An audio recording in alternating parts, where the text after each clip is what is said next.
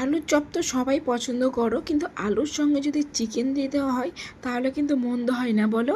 এই চিকেন আলুর চপটা কিন্তু খেতে ভীষণ সুস্বাদু হয় বন্ধুরা। তোমরা দেখে নিশ্চয়ই বুঝতে পারছো যে কতটা সুন্দর হয়েছে, দেখতে যতটা সুন্দর হয়েছে বন্ধুরা, এই চিকেন আলুর চপটা কিন্তু খেতেও ঠিক ততটাই সুস্বাদু। আর তৈরি করা তো আরও অনেক বেশি সহজ। তাহলে চলো তৈরি করে ফেলি চিকেন আলুর চপ।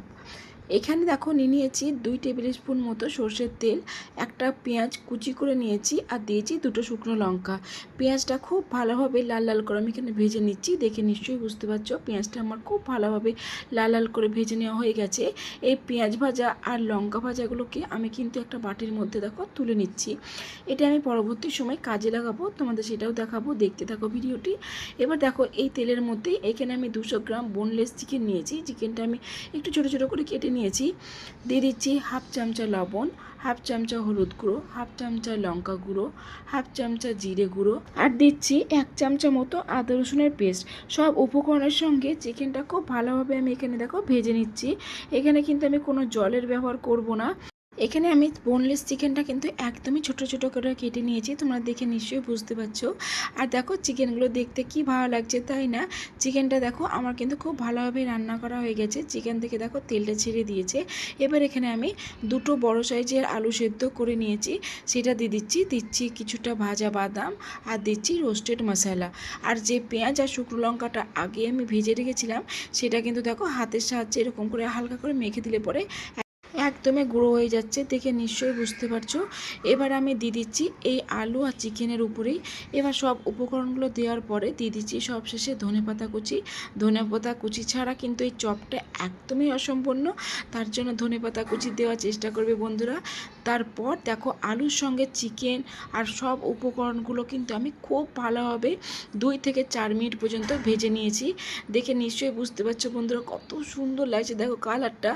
মানে চপ কি তৈরি করব, এই যে চপের যে পুরটা তৈরি হয়েছে বন্ধুরা, এটা খেতে অত্যন্ত সুস্বাদু হয়েছিল, দারুণ লাগছিল খেতে। আর দেখো পুরটা কিন্তু একদমই রেডি।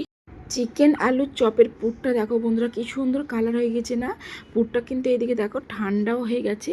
এবার আমি চপের শেপটা দিয়ে দেবো। যে কোনো শেপে তোমরা তৈরি করতে পারো বন্ধুরা, কিন্তু আমি দেখলাম এখানে চপ যেহেতু তৈরি করছি, আলুর চপের মতনই যদি শেপটা দিই তাহলে কিন্তু দেখতে বেশি ভালো লাগবে। দেখো কত সহজে আলুর চপে শেপটা দেওয়া হয়ে যাচ্ছে, তাই না? একদমই অল্প সময় লাগে বন্ধুরা। দেখে নিশ্চয়ই বুঝতে পারছো কত সহজে কত সুন্দরভাবে একটা আলুর চপের শেপ দিয়ে দিয়েছি। একইভাবে সবগুলোরই আমি চপের শেপ দিয়ে দেবো। আর দেখে নিশ্চয়ই বুঝতে পারছো কত সহজভাবে হয়ে যাচ্ছে। আর বাড়িতে যে এত সহজে এত সুস্বাদু চপ তৈরি করা যায় বন্ধুরা, তোমরা আমার আজকের এই ভিডিওটি না দেখলে বিশ্বাসই করবে না। সবগুলোই তো চপের শেপ দিয়ে দেওয়া হয়ে গেছে। এদিকে কিন্তু আমি একটা ব্যাটার তৈরি করে নেবো। তার জন্য নিচ্ছি 1 কাপ বেসন, দিচ্ছি 1 চামচা লবণ, সামান্য হলুদ গুঁড়ো, সামান্য জিরে গুঁড়ো, আর দিচ্ছি সামান্য সোডা। এই সামান্য সোডাটা দিলে পরে চপটা কিন্তু অনেকটাই ফুলবে, আর দেখতেও যেমন ভালো লাগবে, খেতেও কিন্তু বেশ সুস্বাদু লাগে। আর সব উপকরণগুলোর সঙ্গে খুব ভালোভাবে আমি কিন্তু বেসনটা মেখে নিয়েছি। এবার অল্প অল্প করে জল দিয়ে একটা ব্যাটার তৈরি করে নেবো। একসঙ্গে অনেক বেশি জল দেওয়া যাবে না, তা না হলে ব্যাটারটা যদি খুব পাতলা হয়ে যায় তাহলে কিন্তু চপগুলো ভালো হবে না। তার জন্য অল্প অল্প করে জল দিয়ে একটা ব্যাটার তৈরি করে নিতে হবে। বেসনের এই ব্যাটারটা একটু সময় নিয়ে যদি ফেটিয়ে নেওয়া যায় তাহলে কিন্তু চপগুলো খুব মুচমুচে আর খুব ফুলে। তার জন্য আমি প্রায় 10 মিনিট ধরে দেখো এরকমভাবে ফেটিয়ে নিয়েছি। দেখে নিশ্চয়ই বুঝতে পারছো কতটা স্মুথ একটা ব্যাটার তৈরি হয়ে গেছে। খুব পাতলাও হয়নি, আবার কিন্তু খুব ঘনও হয়নি। দেখে নিশ্চয়ই বুঝতে পারছো। এবার আমি দিয়ে দিচ্ছি এই ব্যাটারের মধ্যে গরম তেল 1 চামচা। আমি এখানে গরম তেল ইউজ করেছি। এই তেলটা দেওয়ার জন্য কিন্তু চপটা খুব মুচমুচে হয় বন্ধুরা, তার জন্য 1 চামচা গরম তেল অবশ্যই দিয়ে দেবে। দেখো এখানে তো ব্যাটারটা একদমই রেডি। আগে থেকে যে তৈরি করে রেখেছিলাম, চপের শেপ দিয়ে রেখেছিলাম, সেটা দেখো দিয়ে একদম বেসনের মধ্যে ডুবিয়ে তেলে দিয়ে দিচ্ছি। তেলটা কিন্তু আমার খুব ভালোভাবে দেখো গরম হয়ে গেছে। একটার পর একটা এখানে কিন্তু আমি চপগুলো কিন্তু দেখো তেলের মধ্যে দিয়ে দিচ্ছি। আর দেখে নিশ্চয়ই বুঝতে পারছো বন্ধুরা যে কতটা সুন্দর হয়ে ফুলে যাচ্ছে। গ্যাসের ফ্লেমটা হাই রেখেছি। চপগুলো হাই ফ্লেমে ভেজে নিলে পরে ভীষণ ভালো হয়। আর দেখো চপের কালার দেখো বন্ধুরা, কতটা সুন্দর কালার হয়ে গেছে, তাই না? এবার আমি উল্টে দিচ্ছি। আর উল্টে দেওয়ার পর দেখো চপগুলো দেখতে কি সুন্দর লাগছে, তাই না? কতটা বড় বড় চপ লাগছে দেখে। আর কালারটা দেখো কতটা সুন্দর এসেছে। এর থেকে বেশি কালার আমি নেব না। এবার আমি চপগুলো কিন্তু তুলে নিচ্ছি।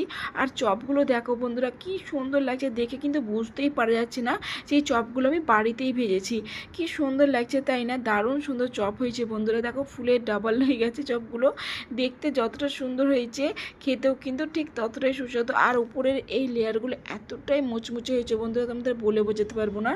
চিকেন আলুর চপ কিন্তু আমার সবগুলোই রেডি।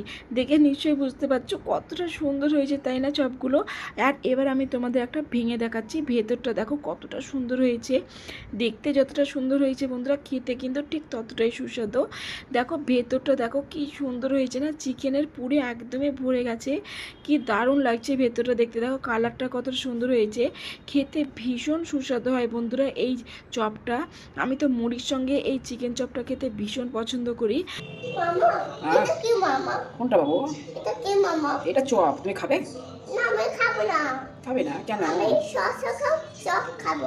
চপের শসা। হ্যাঁ,